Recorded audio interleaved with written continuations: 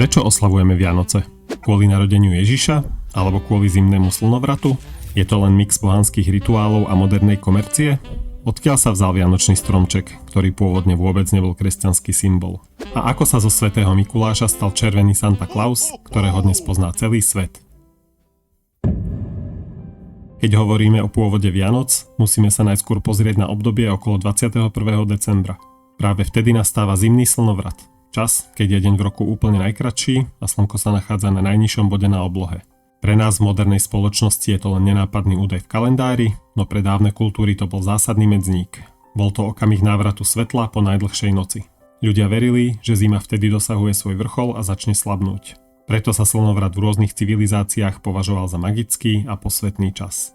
Prechod od tmy k svetlu bol sprevádzaný množstvom obradov a hostín. Tradície mali ľuďom zaistiť ochranu, dobrú úrodu aj celkovú prosperitu v nadchádzajúcom roku.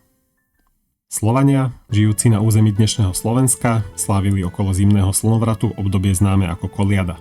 Koledníci chodili od domu k domu, recitovali, spievali piesne a zbierali jedlo či drobné dary. Používali masky, zvonce a zapálené fakle, aby odohnali zlých duchov. Pri stoloch sa konali hostiny, ktoré spájali komunitu a posilňovali vzťahy. Niektoré tradície, ako napríklad vykladanie slamy pod stôl alebo liatie vosku, slúžili na veštenie a ochranu úrody. Typické boli aj kruhy a kolesá, symboly slnka, ktoré sa opäť roztáča a vracia späť. Kelti v strednej a západnej Európe používali imelo a cezmínu na ochranu pred zlými duchmi.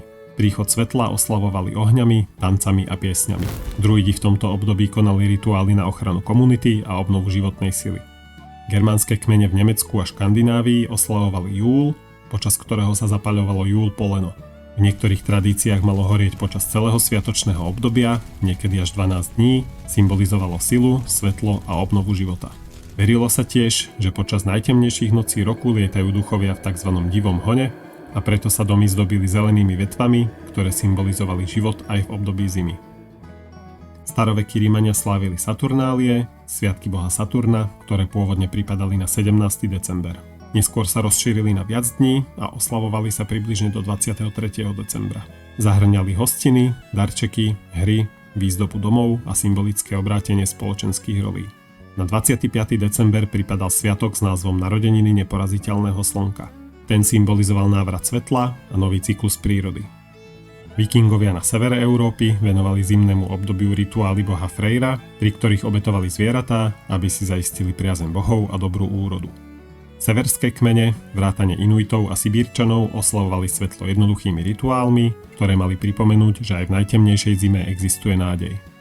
Aj mimo Európy existovali podobné sviatky. V starovekom Egypte to bolo narodenie boha Hóra, v Perzii sviatok Jalda, najdlhšia noc v roku, kedy rodiny zostávali hore, jedli granátové jablká a orechy symbolizujúce životnú silu.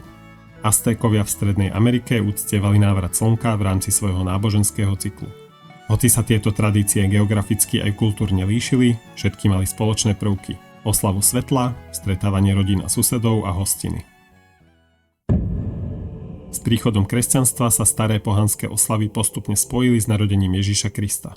Biblia presný dátum jeho narodenia neuvádza, no už v 4. storočí cirkev stanovila 25. december ako deň osláv.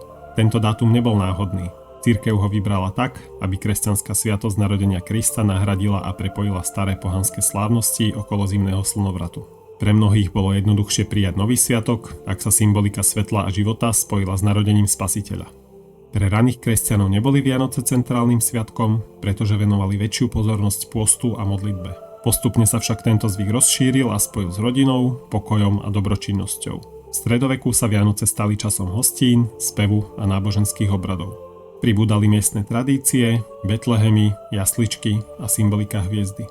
V niektorých regiónoch Európy vznikla aj tradícia prvých darčekov, napríklad jablk, orechov či medovníkov, ktoré sa deťom rozdávali v náboženskom duchu. Kresťanská cirkev teda využila staré tradície svetla a oslav zimy a pretransformovala ich do svojho náboženského rámca. Narodenie Krista sa stalo stredobodom sviatkov a hostiny, piesne či symboly svetla sa stali trvalou súčasťou vianočných zvykov. Počas storočí sa Vianoce menili a postupne sa formovali do podoby, ktorú poznáme dnes. Vianočný stromček, ktorý sa pôvodne objavil v Nemecku a Lotyšsku v 16. storočí, sa postupne rozšíril do celej Európy. Spočiatku bol jednoduchý. zdobený jablkami, orechmi a papierom. Na Slovensko sa zvyk zdobiť stromček rozšíril zo susedných krajín. Tradičné dekorácie zahŕňali slamu, perníky a ručne vyrábané ozdoby. Prvý verejne zdobený stromček na našom území sa objavil v 19. storočí a tradícia sa uchytila najskôr v mestách, odtiaľ sa postupne rozšírila na vidiek. V Česku sa zvyk spája s riaditeľom Stavovského divadla Janom Karlom Líbichom, ktorý ho priniesol z Nemecka. Dnes sa naše stromčeky podobajú tým európskym, no držia si svoje špecifiká: slamu, šúpolie, drevené ozdoby či medovníky. V USA a Británii prevládajú výrazné farby, množstvo svetiel a bohatá výzdoba, zatiaľ čo v Škandinávii sa kladie dôraz na jednoduchosť a prírodné materiály. Súčasťou modernej tradície sa stalo aj vianočné pečenie, u nás predovšetkým medovníky, linecké pečivo, vanilkové rožky a iné sladkosti. Pečenie má hlboké korene už v pohanských rituáloch, kde predstavovalo hojnosť a zabezpečenie dostatku jedla na ďalší rok. Komercializácia Vianoc sa naplno rozbehla v 19. a najmä 20. storočí. S priemyselnou revolúciou prišla masová výroba ozdôb a hračiek. Sviatky sa stali dostupnými pre širšiu spoločnosť. Literatúra a umelecké diela, napríklad Vianočná koleda od Charlesa Dickensa, postupne formovali emocionálny a rodinný charakter sviatkov. V 20. storočí sa do Vianoc výrazne premietol aj marketing, keď obchodné domy začali aktívne propagovať darčeky. Tie sú späté so staršími tradíciami ako Saturnálie či koledovanie, dnes však predstavujú symbol obdarovania rodiny a blízkych. Kto ich prináša, závisí od toho, kde žiješ.